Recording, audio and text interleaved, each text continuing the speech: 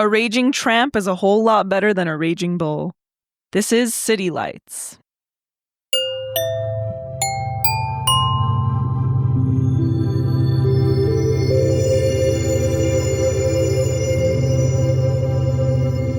You know, speaking of Raging Bull, I completely forgot to mention in that episode how the end scene was brought into Boogie Nights. We didn't talk about that? No, I meant to bring it up, and then while I was editing, I was like, I never brought that up. Oh, I didn't realize that we didn't talk about that. Yeah. Yeah. Great moment in It's Boogie a great Nights. moment. Yes, absolutely. So look, this is a little compendium to that episode.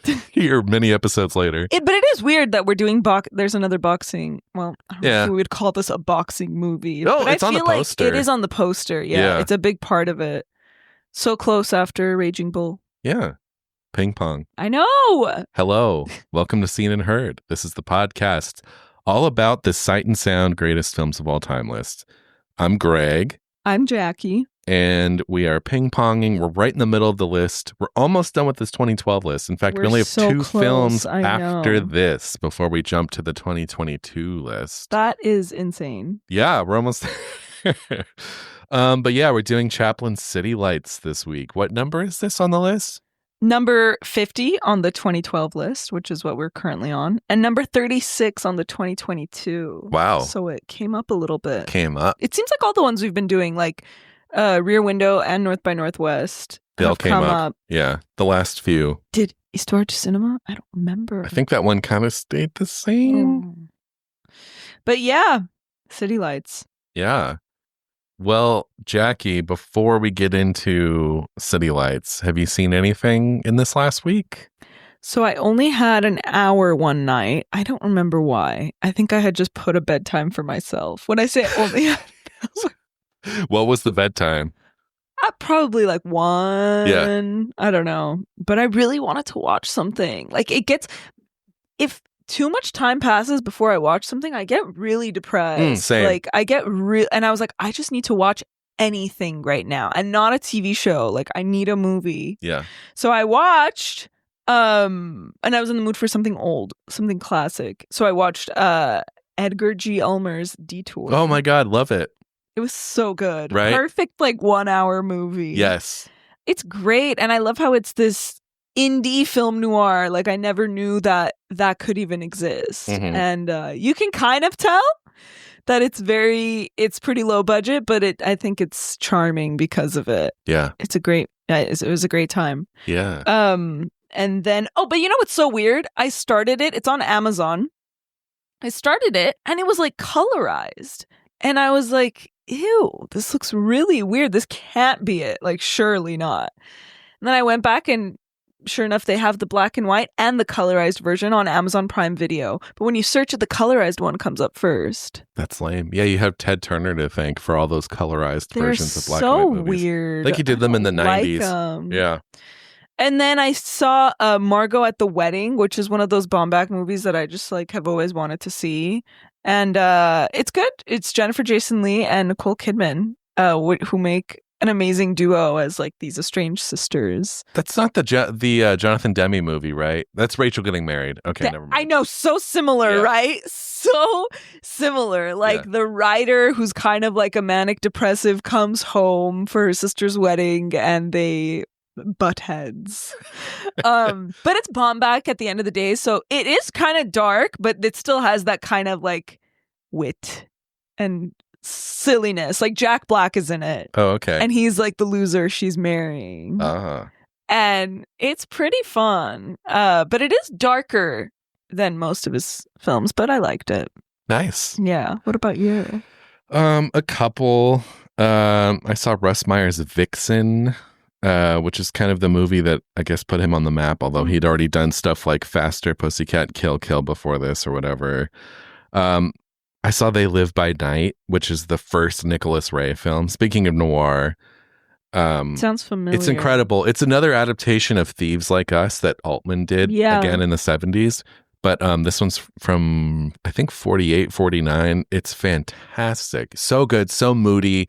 The last few months, I've also been like in a real noir mood, in a real kind of like 30s and 40s specific kind of mood. So I've been enjoying those. And there's so many good little noirs. Because I think for so long I kind of ignored them because I'm like, all the plots are convoluted and like, I had a certain noir in my head. And then I've been watching all these kind of simpler, like moody, short, like interesting character noir. Yeah. And I've seen a lot of good ones. So I've enjoyed that. And then I just rewatched a couple because I got a new TV. So I was like, okay, what do I want to watch first? And so the first movie I watched was Days of Heaven because I was just thinking of like what can really show off on your huge TV. Tell the people how big it is. It's 77, which I think is kind of like a standard now for. It is. It looks very enormous. I went from a 55 to a 77, and I'd been meaning to do it for a while, and then I was like, hey, film is my life. My wife and I both work in entertainment. Like, let's just do this. So we did it. That's great. But yeah, Days of Heaven, which you can never go wrong with. Best movie ever. It's literally one of the best movies ever. Like, it's incredible. I know. It is incredible. Probably a top 10 for me. It's so beautiful. And then I rewatched The Brutalists. Wow. And I think it bumped up even more. I think if we did our favorite films episode now from last year, I think it might be my number one. I don't know, but I loved it even more the second time. And then I rewatched like Crouching Tiger, Hidden Dragon. So we saw it together for the first time a couple years ago. I know, I've been wanting to rewatch it too. I also have the disc. Yeah, and Molly hadn't seen it. And so I was like, let's do it. Yeah, it's so good. It's so good. Yeah. That's me. That's fun. Yeah. Anyway, should we just get into this week's film? Yep. From 1931, this is Charlie Chaplin's City Lights.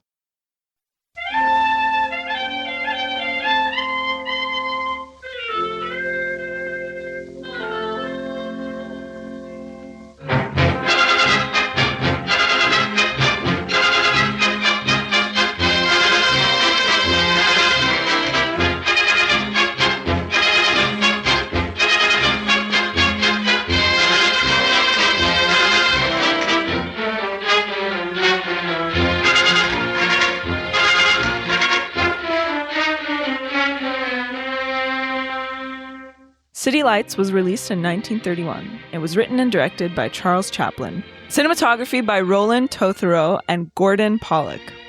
Music by Charles Chaplin. Orchestrated by Arthur Johnston and Alfred Newman.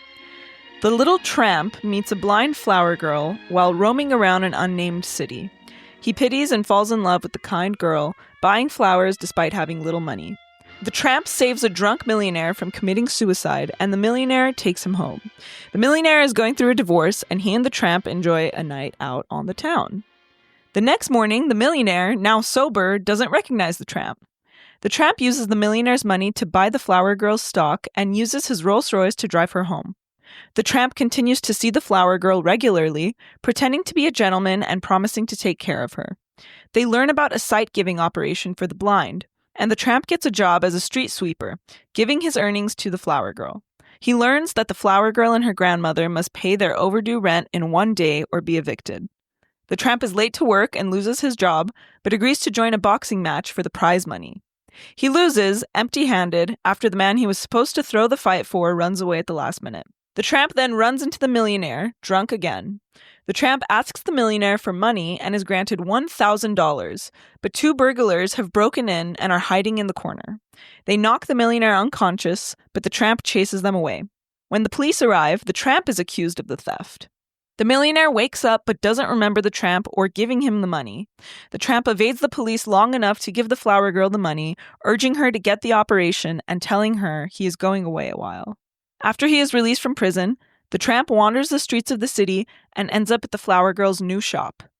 People laugh at his shabby appearance. The flower girl, now seeing, offers him flowers and money.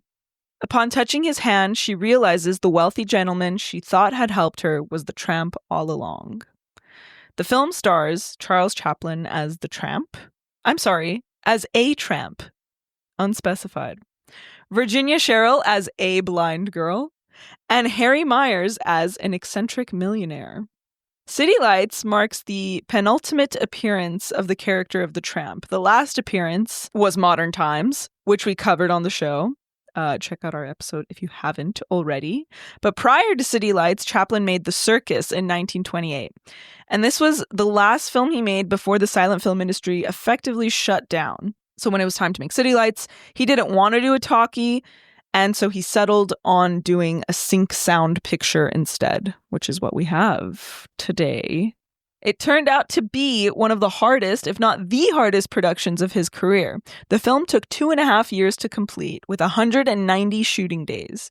Pre-production started May 1928, and principal photography ended September 1930.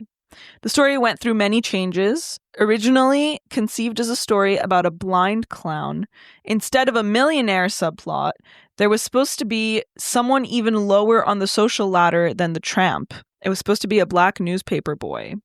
Not sure what the actual plot was, but he was supposed to be kind of like the subplot character. The first scene imagined ever, though, was always the ending. He always had that ending in mind.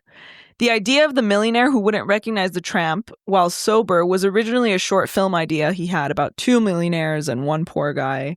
The city was designed to be everywhere and nowhere. It's a mix of Paris, London, Los Angeles. The art director was a man named Henry Clive, and Chaplin also cast Clive as the millionaire. However, during the almost suicide scene, when they were shooting it, Clive decided he didn't want to jump in the cold water tank, and Charlie Chaplin fired him on the spot, and he was replaced by the actor Harry Myers. Virginia Sherrill and Chaplin famously did not get along. She always openly said that they didn't like each other. She was 20 years old. She was a Chicago socialite, a divorcee. She was inexperienced. And he always doubted her ability to act blind. They decided to shoot their meeting scene first, but it took weeks. He kept abandoning it and coming back. He just was not satisfied. He'd become like a real perfectionist on this set. He shot sequences for months at a time. And so there would be months that he was just doing the millionaire stuff, and Virginia Sherrill was bored waiting around for the flower girl stuff.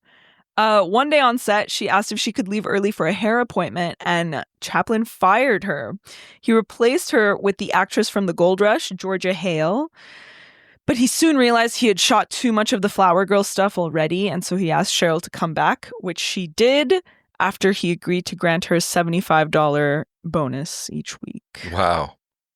The final scene took 6 days to shoot, but remained until the end of his life the highlight of Chaplin's career in his eyes. So September 1930, shooting was finally done. He edited it for 2 months, and he also composed the score. This was the first musical score that Charlie Chaplin wrote. Most theaters had gotten rid of their orchestras at that point, so he wanted to record something, and in collaboration with Arthur Johnston, who was the one who actually wrote down the music. It was basically Charlie Chaplin humming, and Johnston was the one that actually transcribed it, and I'm sure did much more, but he isn't credited technically with the score. You know who does that too is Mel Brooks. For the producers, Mel Brooks would just hum all the songs and someone transcribed them. Yeah.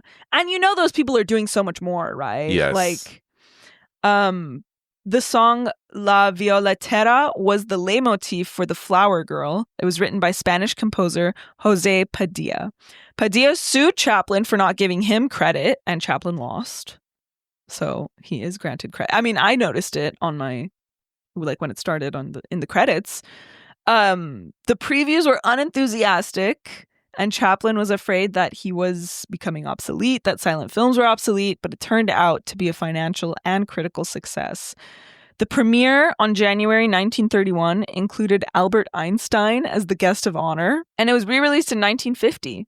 And many filmmakers who are featured on the Sight and Sound list have sung the praises of City Lights. Orson Welles called it his favorite film. Stanley Kubrick, Tarkovsky, and Bresson all included it on their top 10 list. And this was also Chaplin's favorite film that he ever made. And on the first Sight and Sound list in 1952, City Lights was second, only to Bicycle Thieves. Wow. Those are the specs. Yeah. Fascinating. A lot of history. A lot of history. Where should we start? Where do you want to start? Well, we always start with initial thoughts. Oh, we don't do? we? I'll go first if you go want. first. Why don't you go first? I think I saw this after the Gold Rush, and I always loved it. I always thought very fondly of it. I always thought it was my favorite of these like Charlie Chaplin movies. But I gotta say, I think we watched Modern Times for the pod, and upon rewatching this, I think I like Modern Times better. I just think it has more going for it. And also, but I will say, like, the ending here, it just gets me every freaking time. Like, what a scene. I don't know. If you don't cry at the ending, I don't know if you're human. Did you cry? No. What? No. Come on. But it's also like so ingrained in, it's such an iconic piece of That's cinema. That's why I try to not like, watch clips of movies, especially movies I love, especially scenes I love. Wait, I try not to watch them in context. I thought out of context, I thought you told me that you do YouTube scene, like your favorite movie scenes, and like watch them. Sometimes. But if I know it's like a crying scene. A crying scene. I'll try not to.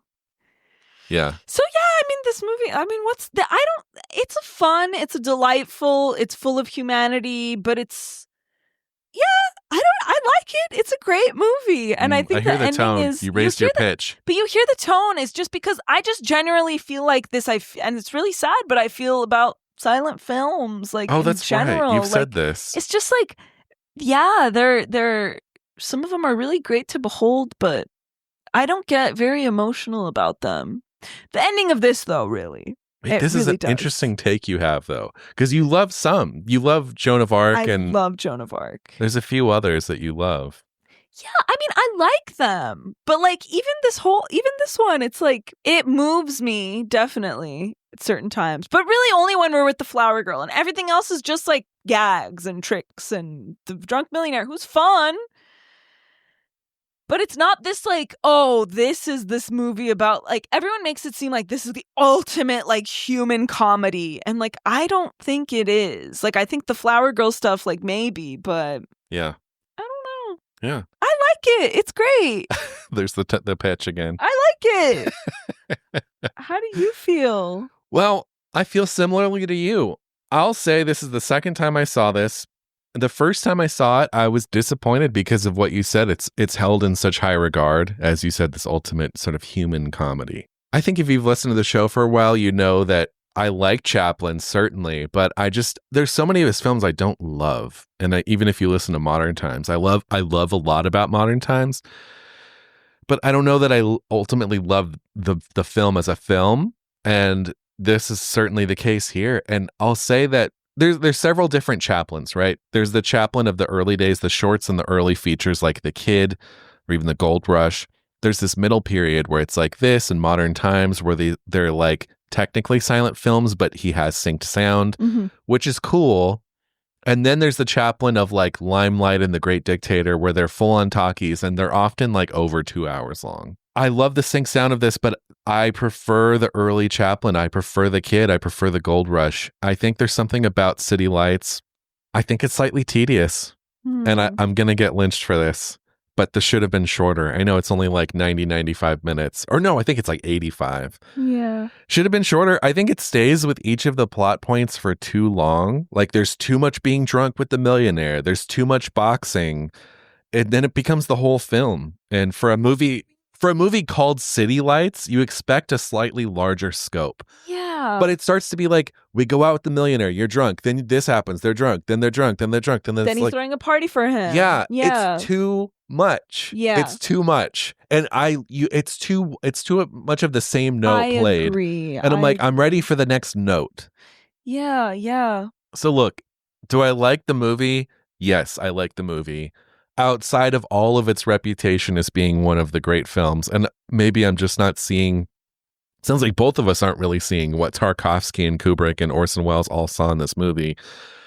I think it's good, like you, I'm going to raise my pitch too. It's good.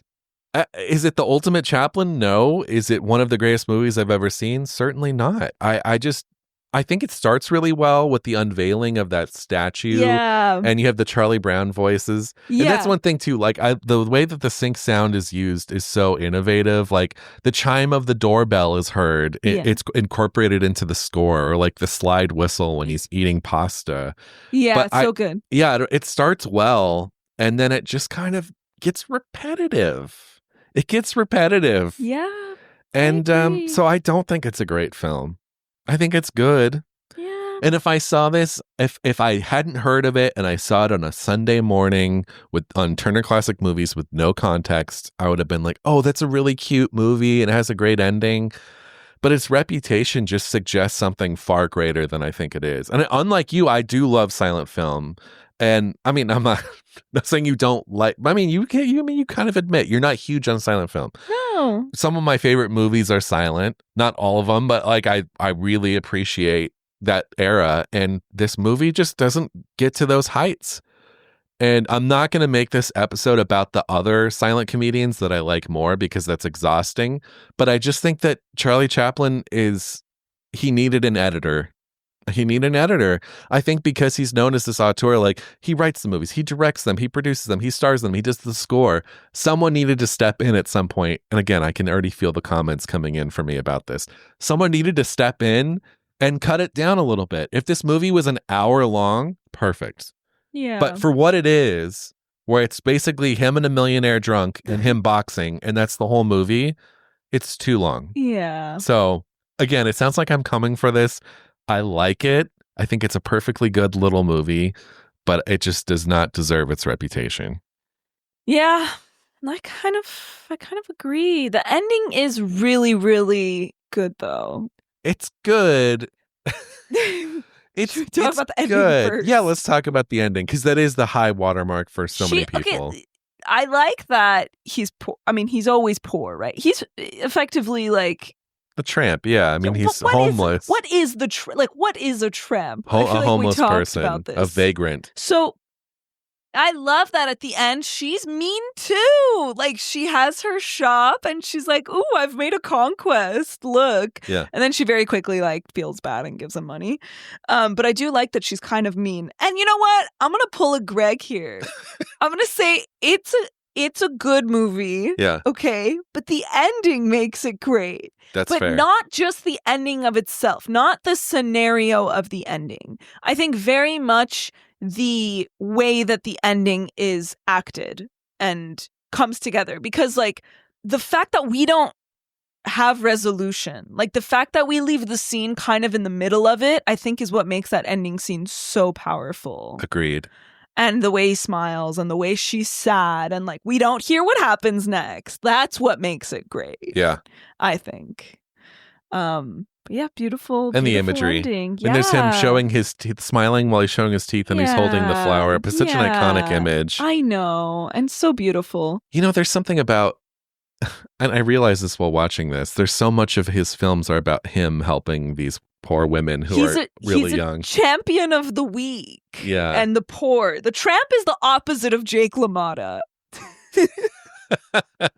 Yeah. The tramp would never ask the flower girl to kiss his boo-boos. And he's more justified in asking it. But he is, I noticed this too, he is this champion for the weak and the poor, and then there's the But it's always beautiful between... women. No, he helps the millionaire. Well, yeah, that's true. That's true. He helps the millionaire. Good point. Even like when they're out at the supper club and those two dancers are doing their show and it's like a woman getting assaulted is like the show. Right. And he like protects her immediately. Yeah. And then of course like the dichotomy between like him and the millionaire and this whole thing of like, oh, if I only had money, I could help these people. And so, yeah, he is a champion for the poor, and he is kind of put against this like millionaire who only recognizes him when he's drunk and only wants to like have a good time with him and use him. Now, did you pick up between him and the millionaire these like gay undertones? Well, they do. He does wake up in his bed. He does wake up in his bed. There's sort of a whole thing that I think in this movie, and I think there's some discourse about this online, of the millionaire being gay And he only sort of starts to explore that when he's drunk. And then when he's sober, he's like, no, get out, get out. That's so interesting. I never knew about that. Which, if that's the case, that makes the movie more interesting, I think. But he's so torn up about his wife, he wants to kill himself. Right. Or maybe he wants to kill himself because he's gay. He could be gay. He could be bi. I don't, It's interesting. I never heard that. I really like that. Yeah, because he really, like, gloms onto him. I think the concept of that is really hilarious, though. Like, the fact that he only recognizes him when he's drunk, it is funny. Yeah. And you kind of do have to have it happen a lot. Like, I know you said it happens too much, but you kind of need it to happen a lot. I just don't think you're right. The sequences don't need to be that long. No. Because I feel like a lot of the gags in this movie get played to their breaking point. Yeah. But, like, they could be shorter. Yeah. Yeah. They just keep going. But it's like the one note. Yeah. And I think there's a gag in this movie where he's looking in the shop window and then the lift behind him on the sidewalk keeps opening and it just goes on too long and it's not impressive enough to go on that long. Yeah. And I know I've seen that footage of him rehearsing that scene like in his regular clothes before they shot it. And I'm sure, it needed rehearsal, but like I just don't think the gag is that great. Especially compared to like in modern times when he's roller skating. Yeah. And obviously that was like a matte painting, but he's like roller skating right over the edge. Like that's a more, I don't know. It just, I think that there's most of the gags in this movie get played too long. Yeah. To where they're just like, okay, yeah. Yeah. Sounds like I'm a hater. I'm not a hater. It's, yeah. Oh, what about the whistle? I like the whistle. Yeah. Oh, the dog whistle. That's one of my almost favorite sounds. I really like that one. That's a good one because it escalates, right? Yeah. You start with him. He gets a whistle stuck in his throat.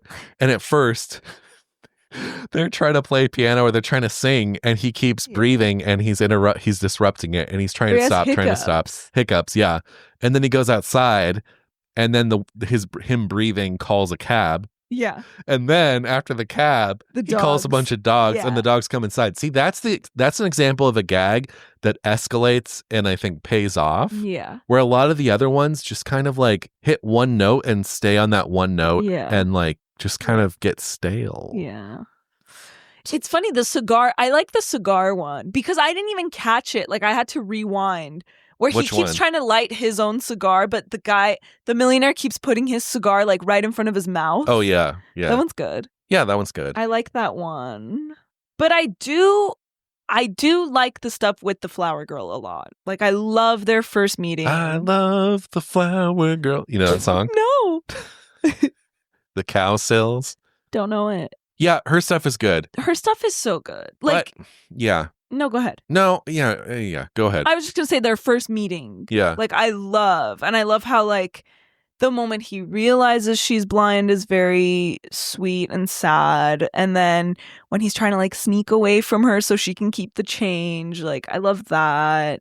It's a really brilliantly set up scene because he goes through a series of cars to get to the sidewalk and he gets out of this like limo. So she thinks he's rich. So, yeah. And then also the limo door closes after he leaves. And there's that great moment where she thinks that he's gone and he's still there and he has to tiptoe away. That's one of my favorite parts of the movie. Exactly. I love that. I want more of that. I love that part. I love that she splashes him with the water. Yeah. It's so funny. Also, notice those water fountains that had like cups.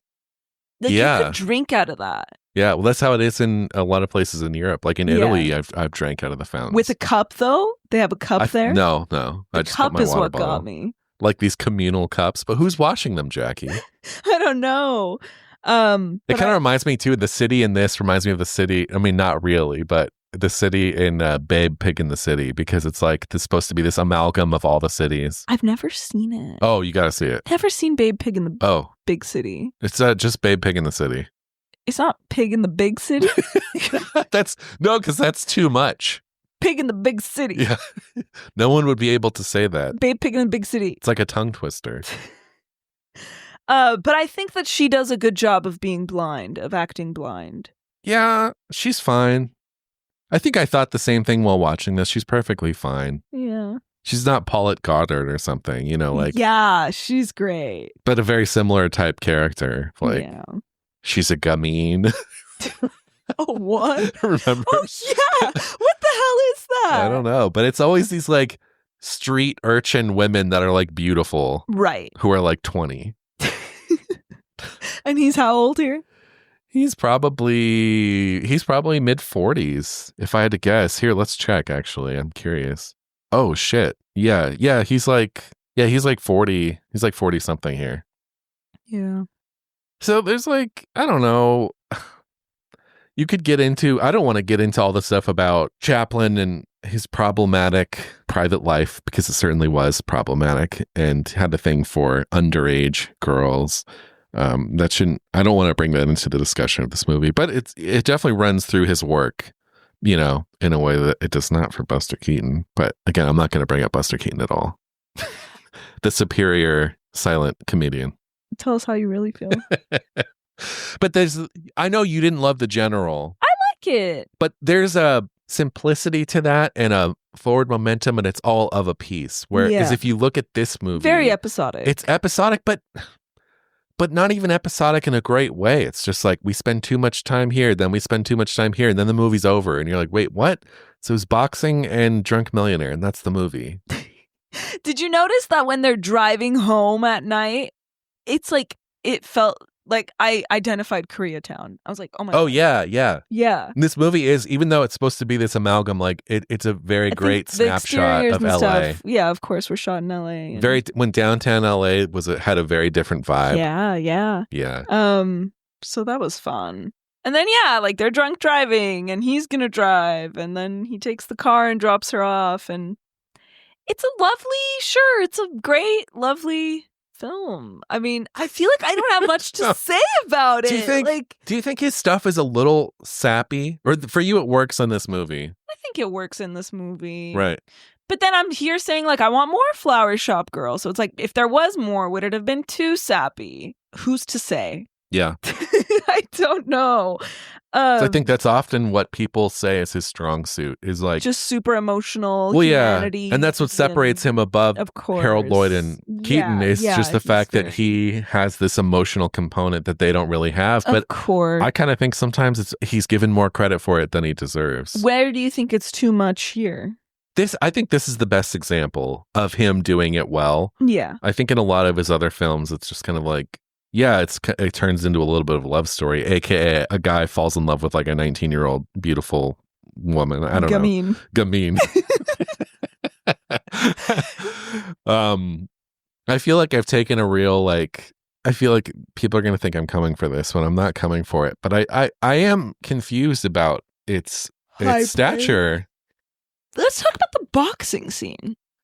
Goes on too long. I think so too. Because the whole thing is that he hides behind the referee. Yeah. And then it just plays and plays and plays. But then he's boxing the guy. And he's boxing the guy. But he's good. Like, they're equally matched. Is it just me or are they like... Yeah, I think so. They're equally matched. And is it because of the rabbit's foot? Is it because... I love that he wipes the rabbit's foot stuff off, though, when he sees that the guy that was using it is, like, that's unconscious. Good. That's good. I like that. He starts wiping his face. Yeah. And then the guy that gets... Yeah, he's going to throw the fight for him. Of course, that guy's on the run. What is it? Do you have to feature that? And every time you mention boxing in movies, it's like someone has to throw a fight, I feel like. Yeah. Pulp Fiction... Yeah. Always. It's always. It's such a plot device. It makes it more interesting. Yeah. But it's just interesting that it doesn't happen in any other sport. Oh, absolutely does. No, not in movies. Well, did you see Boardwalk Empire? No. The whole plot point, which is based, all real characters, real events. But the big thing of that is Lucky Luciano, who's a gangster, fixed the World Series in the teens, and it's like a famous thing, or the 20s. That sounds familiar. But he was like famous for that, being like, I'm the guy that fixed that. So it does happen. It did happen in other sports. I feel like I just only ever see it happening in boxing. Yeah, well, because that's like the easiest, because you only have to convince one person to do it. Why don't they do it for tennis though? That's a good one. They probably do, and probably no one gives a shit. They can't do it in tennis. Tennis players are too into their game, I think. More than boxers? Yeah. Because boxers are like guys who are like tough, like. Yeah. Anyway, we're getting way off track guys here. With bruised egos. But yeah, he's not a bad boxer. And I do like the moment when the new guy comes and he's trying to convince him and he's like straight up flirting with him. Yeah. And he's like smiling and then the guy gets embarrassed. He changes behind the curtain. Yeah. I like that part. I think that's I like funny. that a lot. Yeah. Yeah. It's kind of all I got. I feel bad. No, I don't think this movie is very deep at all. It's a series of gags. Essays, books about this movie. See, about that the blows my double mind. life of this tramp of like pretending to be rich and then giving it to the poor. It's like, yeah, I mean, we get it. We get it. He's a good person. Yeah. You know, and it's like capitalism. Woo. Like we get, you know what I mean? Like I just feel like it's not that deep. No, I don't think so. I don't think so either. And I feel like we're going to get crucified. Yeah, I think we're going to get crucified too. I just don't think it's that deep. I think it's lovely and it's cute. Exactly. Charming. It's all those things you just said. It doesn't deserve to be 30. Let's see. What is it now? 36. Yeah, it doesn't deserve to be that high. And it's not, like I said, there's 3, 4, 5 Chaplin movies I prefer over this one. Yeah. Like, okay, so you like Modern Times more than this. I think Any so. of the other ones? I like Gold Rush. More than this? Probably not. Oh, I do. I like The Kid. I love The Kid. I like The Kid more than this, I think. I think The Kid's his best. Yeah. It's the one that lands for me the most, I think. Because it's not a romantic. Yeah. Yeah, I think so. I think Chaplin doing the romance thing, it just like, I don't know. It's very one note. It's like a child's understanding of what romance is. Exactly. Which I guess is part of the appeal. Yeah. It's super universal. But it just doesn't feel, I don't know. It's missing something. Yeah. So yeah, him looking after this kid, in that case, the kid from Uncle Fester, what was his name? Jackie Coogan? Coogan, yeah, because they had the whole law because of him, because his parents stole his money. So now the parents can't touch the money. Yeah. But see, for me, that's the peak Chaplin. That and Gold Rush, I actually have not seen The Circus. That's like the big one that I haven't seen. But I think with something like The Great Dictator, which is probably a little overlong and a little too talky, actually. But I think I have much more respect for something like that than I do City Lights, because the boldness of what it took to do that during Hitler's rise to power. And also, I just think that movie has so much more interesting things to say, where City Lights is kind of just like, it's a crazy city, but these two people have found each other. They found their little pocket of happiness in it, which is a nice sentiment. But a lot of films do that. I think it's more about the money thing than like two people falling in love. I don't know. Sight and Sound? Yeah, let's do Sight and Sound. Okay, my favorite sight is when he's giving her the money and he pockets one of the bills for himself, but then she kisses his hand and he gives her the bill, the one that he pocketed for himself. That's right. Yeah. I love that moment. Yeah, that's a nice moment. Did you notice? Wait, this isn't my favorite sight, but there's a title card after he gives her the money and he's leaving, and then she says, "But you're coming back." Yeah. But it looks like there was originally a question mark on that title card, and that was erased and replaced with an exclamation point. Really? Yeah. At least it looked, I could see a faint question mark that had been erased, which is weird because he's such a perfectionist. It's like, just create a new title card. Yeah. But he didn't. Anyway, that's not my favorite side. My runner-up, this is so good. It's him acting annoyed after his coworker is yelling at him after eating the soap sandwich. Oh, the soap sandwich. We didn't talk about that. Like, Chaplin's like covering his ears and like looking away, like plugging his ears. Like, he's so funny in that. Like, oh, shut up.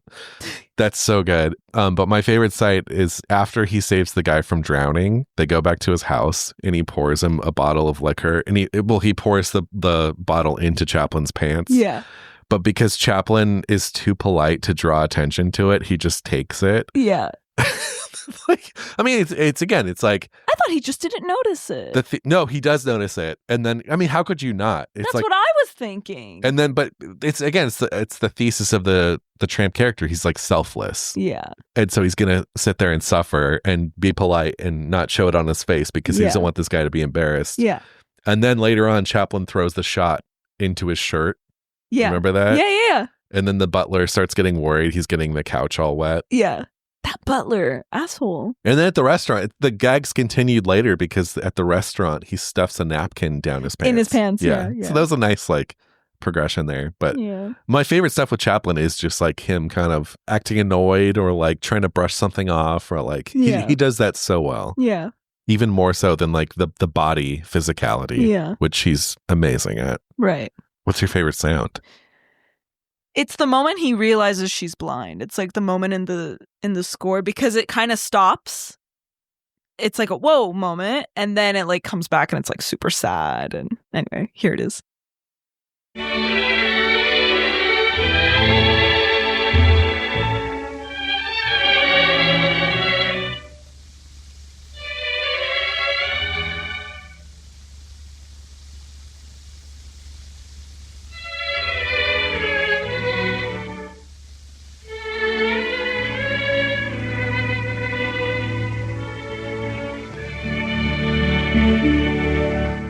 It is a beautiful theme. Yeah. Yeah. He was good at that. Honestly, his scores like this in modern times, the scores are incredible. But then I think would that one be the one that he stole? I don't know. Oh, I don't know. I'm not sure either. My favorite sound, it's also in music. And it's this kind of bouncy theme that comes in when he gets the job. As the poop scooper. Yeah, exactly. So here it is.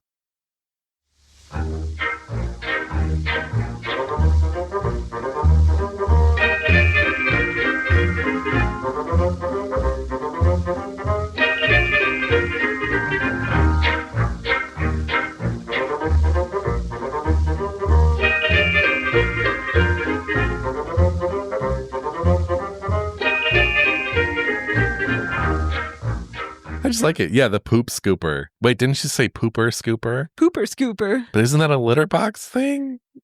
I don't know. But his job, it is funny when it's like the line of horses and he's like, oh my God. And then an elephant. An elephant, yeah. That is pretty funny. It's good. Yeah, it's a nice little gag. So this is normally where we would do our Pauline Kael segment, but there's no Pauline review for City Lights.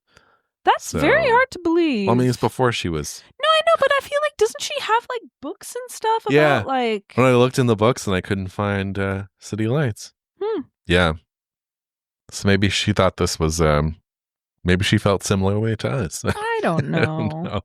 But we do have Letterboxd. Yes. 5 stars. Someone quoted the like last scene. They said, "You can see now? Yes, I can see now. A farcical and romantic vision of a world where appearances, class, and suffering can be overcome by the simplest, clumsiest expressions of kindness, even if only briefly." I agree. I feel the same way. Like, that's what I'm trying to express is like, yes, but is that it? Like, great, but best movie ever, bet like the way that people, it's on so many top 10s. Like, that's, I think, just what I'm having a hard time accepting. Yeah, I agree. 5 stars. I think maybe there are 4 perfect movies. This, Eisenstein's Potemkin, Kubrick's 2001, and Spielberg's E.T. We have episodes on all those. Yeah. But this one most of all. Every moment is like watching poetry. Even the blocking of the actors is infused with a kind of lyrical romanticism. Yeah, I don't see it. Yeah. I'm sorry. That's a very like film school list. It's a very film school list. Yes. Someone gave it 3 stars and said, "Imagine smoking gas with the fellas in 1931 and y'all throw on City Lights." Oh yeah.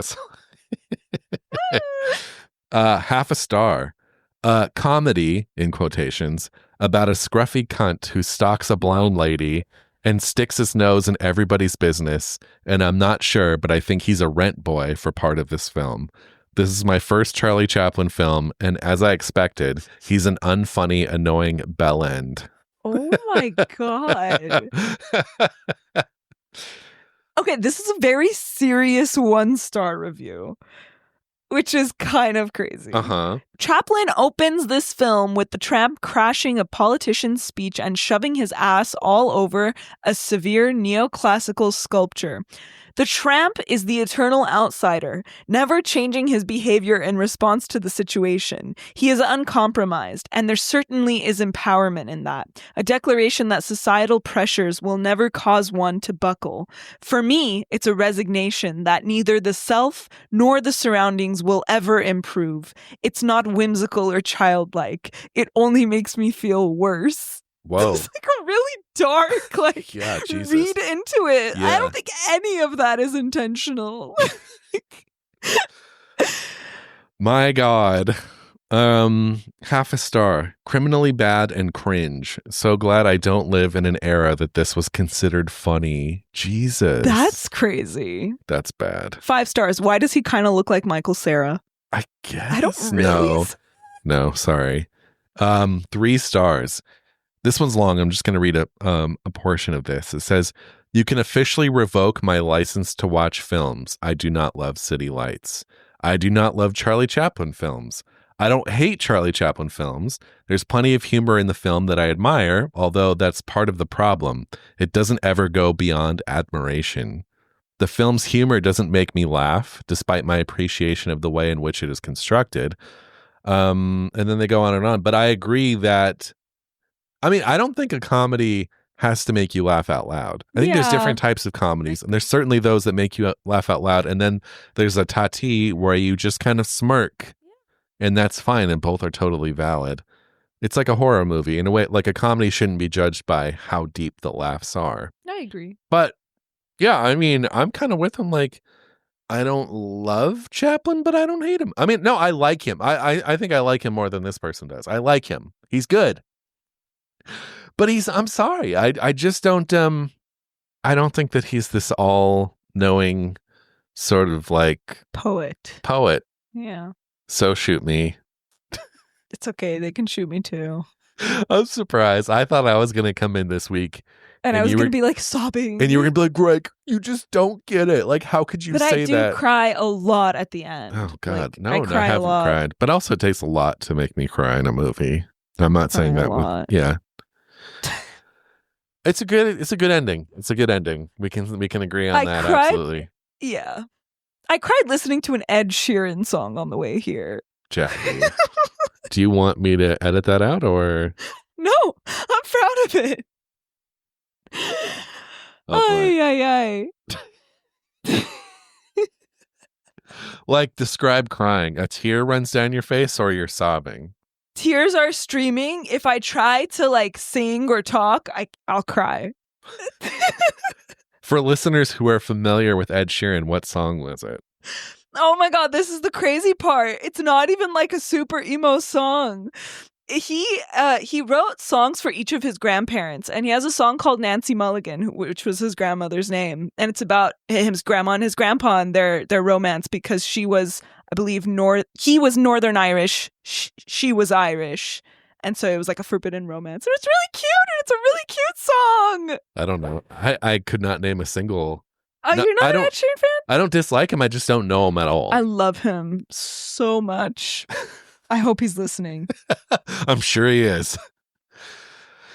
Well, this was City Lights. I'm sorry to disappoint a lot. I think we probably disappointed a lot of people with this one. But hopefully we articulated why. And again, we both like this movie. I mean, you know, it's a good film. It's just, I think, doesn't deserve its stature. You know? And yeah, I mean, that's the point of the podcast, is to go through these movies with fresh eyes, and we're just going to be real about it. Yeah. You know, not going to come on here and lie. It's a good movie. If you haven't seen it, yes, go watch it. Absolutely go watch it. Just don't expect one of the greatest pieces of cinema you'll ever see. Although, clearly, I don't know. We're in the minority on this one. I think we're in the minority. But for us to both feel this way, I think is kind of telling. I think so. So, yeah, difficult feelings, difficult thoughts, grappling with this one still. Grappling. So much grappling. Next on the show, we are returning to the world of Chris Marker for La Jetée. Ooh. So that'll be a fun one. It's a fun one. It's like a 20-minute movie. Movie, if you want to call it a movie. Oh, I mean, it is, but yeah. No, but remember how I was like bagging on Greed because a lot of it is just still images. But with this film, it's intentional, so that's why it's okay. That's still one of your hottest takes, I think. Is that Greed is not a real movie. We should go put that on Eric von Stroheim's grave.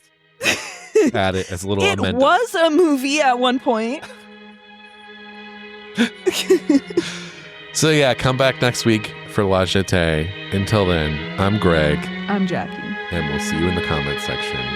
Bye.